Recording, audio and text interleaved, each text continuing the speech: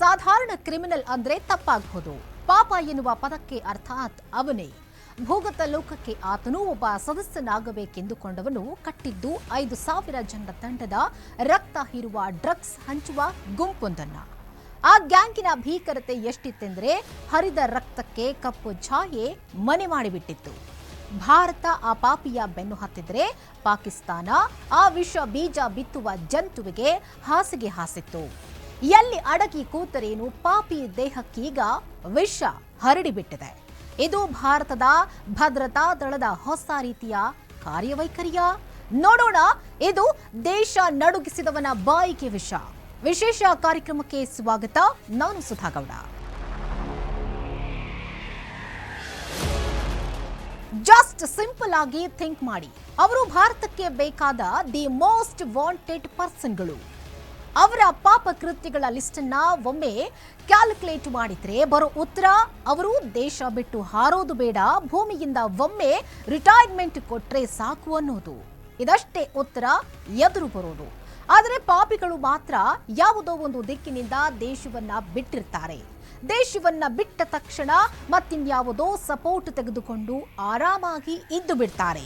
ಆದ್ರೆ ಭಾರತದ defence ಅದೆಷ್ಟೇ try ಮಾಡಿದ್ರು ಕೂಡ ದೇಶಕ್ಕೆ ಕರೆದುಕೊಂಡು ಬಂದು ಪಾಪ ಪುಣ್ಯದ ಪಾಠವನ್ನ ಹೇಳುವಲ್ಲಿ ಒಮ್ಮೊಮ್ಮೆ ಸೋತು ಬಿಡ್ತಾರೆ. ಆದ್ರೆ ಅಷ್ಟು ಪಾಪಿಗಳ ಹೆಣ ಈಗ ಬಿದ್ದಿದೆ. ಅಷ್ಟು ಕೇವಲವಾದ ಸಾವು ಆ ಪಾಪಿಗಳನ್ನ ಮುಟ್ಟೋದಕ್ಕೆ ಸಾಧ್ಯನಾ ಅನ್ನೋದು ನಮ್ಮ ಮುಂದಿರುವ ಪ್ರಶ್ನೆ. ಒಬ್ಬ ಆಕ್ಸಿಡೆಂಟ್ ಆಗಿ ಸತ್ತು ಹೋದ್ರೆ ಇನ್ನೊಬ್ಬ ವಿಷದ ತುತ್ತಿಗೆ ಬಾಯ್ ಬಿಟ್ಟಿರ್ತಾನೆ. ಹುಷಾರಿಲ್ಲ ಅಂತ ಹಾಸ್ಪಿಟಲ್ಗೆ ಹೋದ್ರೆ ಹೆಣ ಮನೆಗೆ ಬರುತ್ತೆ. ಇನ್ನೊಬ್ಬ ಮಲಗಿದ್ದವನು ಏಳೋದೇ ಇಲ್ಲ, ನಾಪತ್ತೆ. ಇದೆಲ್ಲವನ್ನ ತುಂಬಾ ಡೆಪ್ತ್ ಆಗಿ ಮೂಲವನ್ನ ಹುಡುಕ್ತಾ ಹೋದ್ರೆ ಅರೆ ಇವರೆಲ್ಲ ಇಂಡಿಯಾಗೆ ಬೇಕಾಗಿದ್ದ ಮೋಸ್ಟ್ ವಾಂಟೆಡ್ ಪಾಪಿಗಳು, ಇವರೆಲ್ಲ ಹೀಗೆ ಸಾಯೋದಕ್ಕೆ ಹೇಗೆ ಸಾಧ್ಯ ಅನ್ನುವ ಪ್ರಶ್ನೆ ಕೂಡ ಕಾಡುತ್ತೆ. ಹೀಗೆ ಸತ್ತ ಈ ಪಾಪಿಗಳಾದ್ರೂ ಯಾರು ಮತ್ತು ಈಗ ವಿಷ ತಿಂದಿರುವ ವಿಷ ಜಂತು ಯಾರು ಎಂಬುದನ್ನ ನೋಡೋಣ. ಇಲ್ಲಿದೆ ಭಾರತದ ಗುಪ್ತಚರ ಇಲಾಖೆಯ ಗುಪ್ತ ಲೆಕ್ಕಾಚಾರ.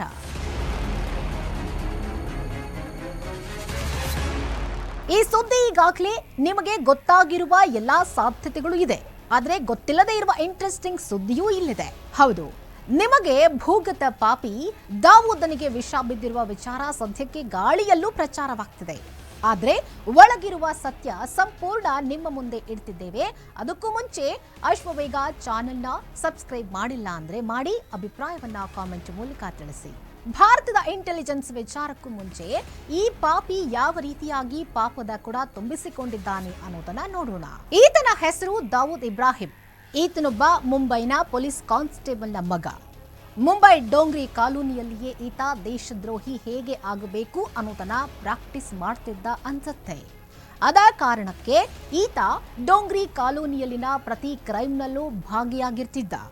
ನಿಧಾನವಾಗಿ ಮುಂಬೈನ ಅಂಡರ್ ವರ್ಲ್ಡ್ಗೆ ಕಾಲಿಟ್ಟು ನಿಧಾನವಾಗಿ ಹಿಡಿತ ಸಾಧಿಸುವಲ್ಲಿ ಮುಂದಾಗ್ತಾನೆ. ಯಾವಾಗ ತನ್ನ ಪಾಪ ಕೃತ್ಯಗಳಿಗೆ ಪಾಪಿ ಲೋಕದಲ್ಲಿ ಸಾಥ್ ಸಿಗ್ತಿದೆ ಮತ್ತು ತಂಡ ಜಾಸ್ತಿ ಆಗ್ತಿದೆ ಅನ್ಸುತ್ತೋ ಆವಾಗಲೇ ದಾವೂದ್ 1986ರಲ್ಲಿ ಇಂಡಿಯಾ ಟು ದುಬೈ ದಾರಿ ಹಿಡಿದು ಬಿಡ್ತಾನೆ. ಇಲ್ಲಿಂದ ಹೇಯ ಕೃತ್ಯ ಯಾವ ಮಟ್ಟಿಗೆ ಇತ್ತಂದ್ರೆ ಅದನ್ನ ಸಾಮಾನ್ಯ ದಾರಿಯಲ್ಲಿ ಯೋಚಿಸೋದಕ್ಕೂ ಕೂಡ ಸಾಧ್ಯವಿಲ್ಲ.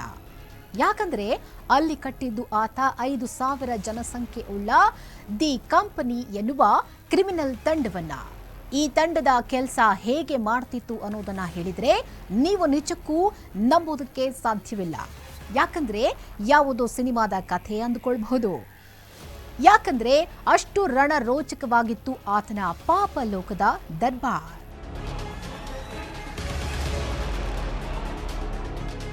ಹೌದು ವೀಕ್ಷಕರೇ, ತುಂಬಾ ಸಿನಿಮಾಗಳಲ್ಲಿ ನೀವು ನೋಡಿರ್ತೀರಾ, ನಿರ್ದೇಶಕರು ಅವರ ಕಲ್ಪನೆಗೆ ತಕ್ಕಂತೆ ಭೂಗತ ಲೋಕವನ್ನ ತೋರಿಸಿದ್ದಾರೆ.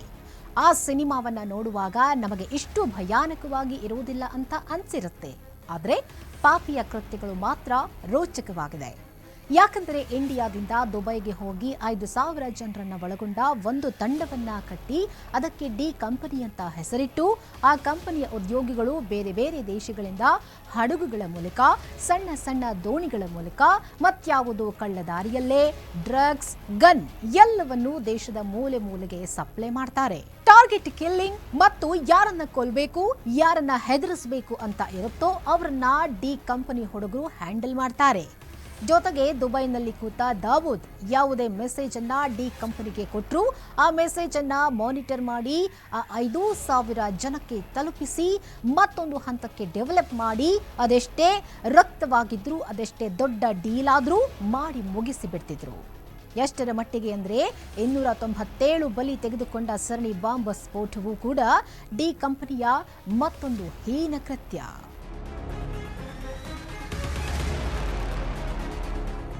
ಇನ್ನು ಪಾಕಿಸ್ತಾನದಿಂದ RDX ಬಂದ್ರೆ ಪ್ಲಾನ್ ಮಾಡಿದ್ದು ದಾವೂದ್, ಆದ್ರೆ ಅದನ್ನ ಕಾರ್ಯರೂಪಕ್ಕೆ ತಂದಿದ್ದು ಡಿ ಕಂಪನಿ.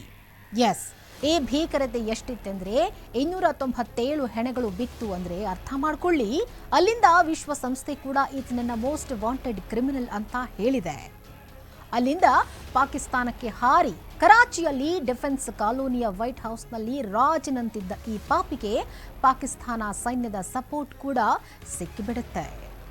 ಇಷ್ಟೆಲ್ಲ ಆದ್ಮೇಲೆ ಭಾರತ ಮತ್ತು ಭಾರತೀಯ ಸೇನೆ ಈತನನ್ನ ಹೊಡೆದು ಉರುಳಿಸಲೇಬೇಕು ಅಂತ ನಿರ್ಧರಿಸಿ ಕೆಲವು ರಾಜಕೀಯ ಹುಳುಕುಗಳಿಂದ ವಿಫಲವಾಗಿದ್ವು. ದಾವೂದ್ನ ಹಿಂದೆ ಭಾರತ ಬಿದ್ದಿದೆ ಅಂತ ತಿಳಿದ ಮೇಲೆ ದಾವೂದ್ ಭಾರತದ ಸೇನೆಯ ಬಂದೂಕಿಗೆ ನಾನು ಬಲಿಯಾಗುವುದು ಖಚಿತ ಅಂತ ತೀರ್ಮಾನಿಸಿಕೊಂಡು ಸರೆಂಡರ್ ಆಗುವ ಮೆಸೇಜ್ ಕೊಟ್ಟ. ಆವತ್ತಿನ CBIನ DIG ನಿರಾಜ್ ಕುಮಾರ್ ಅವರನ್ನ ಕೆಲವು ಷರತ್ತುಗಳೊಂದಿಗೆ ಸರೆಂಡರ್ ಆಗ್ತೀನಿ ಅಂತ ಹೇಳಿಕೊಂಡಾಗ ಒಪ್ಪದ ನಿರಾಜ್ ಕುಮಾರ್ ಅಷ್ಟೇ ಸುಲಭವಾಗಿ ಆತನ ಆಫರ್ ಅನ್ನ ರಿಜೆಕ್ಟ್ ಮಾಡಿದ್ರು. ಯಾಕಂದ್ರೆ ಭಾರತಕ್ಕೆ ಆತನನ್ನ ಹೊಡೆಯಲು ದೊಡ್ಡ ವಿಷಯವಾಗಿರಲಿಲ್ಲ, ಆದ್ರೆ ಅಂದಿದ್ದ ಸರ್ಕಾರದ ಸಾಕಾಗ್ತಿರ್ಲಿಲ್ಲ. ಮತ್ತೊಮ್ಮೆ ಮಗಳ ಮದುವೆ ಸಂದರ್ಭದಲ್ಲಿ ಸಿದ್ಧವಾಗಿದ್ದ ತಂಡಕ್ಕೆ ಮುಂಬೈನ ಪೊಲೀಸರು ಕಂಟಕವಾಗ್ತಾರೆ. ಯಾಕಂದ್ರೆ ದಾವೂದ್ನನ್ನ ಹೊಡೆಯಲು ಸ್ಟ್ರಾಂಗ್ ಇನ್ಫಾರ್ಮೇಶನ್ ಜೊತೆ ಹೊರಟ ಪೊಲೀಸರು ಚೋಟಾ ರಾಜ್ನ ಗ್ಯಾಂಗಿನ 2 ಶಾರ್ಪ್ ಶೂಟರ್ ಅನ್ನ ತಂಡದಲ್ಲಿರಿಸಿಕೊಂಡಿರ್ತಾರೆ. ಆದ್ರೆ ಅಷ್ಟೊತ್ತಿಗೆ ಇನ್ಫಾರ್ಮೇಶನ್ ಲೀಕ್ ಆಗಿ ಹೊಡೆಯಲು ಸಜ್ಜಾಗಿದ್ದ ಶಾರ್ಪ್ ಶೂಟರ್ನ ಮುಂಬೈ ಪೊಲೀಸರು ವಶಕ್ಕೆ ಪಡಿಸಿಕೊಳ್ತಾರೆ. ಯಾಕಂದ್ರೆ ಅವರಿಬ್ಬರು ಮುಂಬೈನ ಪೊಲೀಸರಿಗೆ ವಾಂಟೆಡ್ ಲಿಸ್ಟಿನ ಮೇನ್ ವಾಂಟೆಡ್ಸ್ ಆಗಿರ್ತಾರೆ.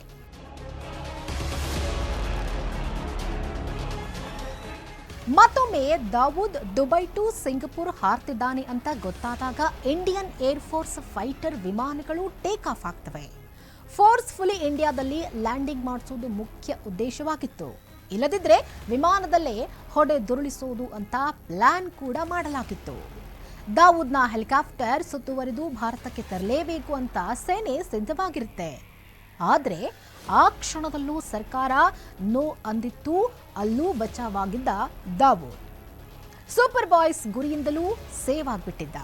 ಇಷ್ಟೆಲ್ಲ ಆದ್ರೂ ಪಾಪಿ ಮಾತ್ರ ವಿಷದ ಅನ್ನಕ್ಕೆ ಬಾಯಿ ತೆರೆದಿರುವ ವಿಚಾರ ಸಾಕಷ್ಟು ಕುತೂಹಲಕ್ಕೆ ದಾರಿ ಮಾಡಿಕೊಡುತ್ತೆ. ಯಾಕಂದ್ರೆ ಭಾರತಕ್ಕೆ ಬೇಕಾಗಿರುವ ಅನೇಕ ವಾಂಟೆಡ್ ಪೀಪಲ್ಸ್ ಹೆಚ್ಚಾಗಿ ವಿಷಕ್ಕೆ ಬಲಿಯಾಗಿರುವುದು ಸತ್ಯ.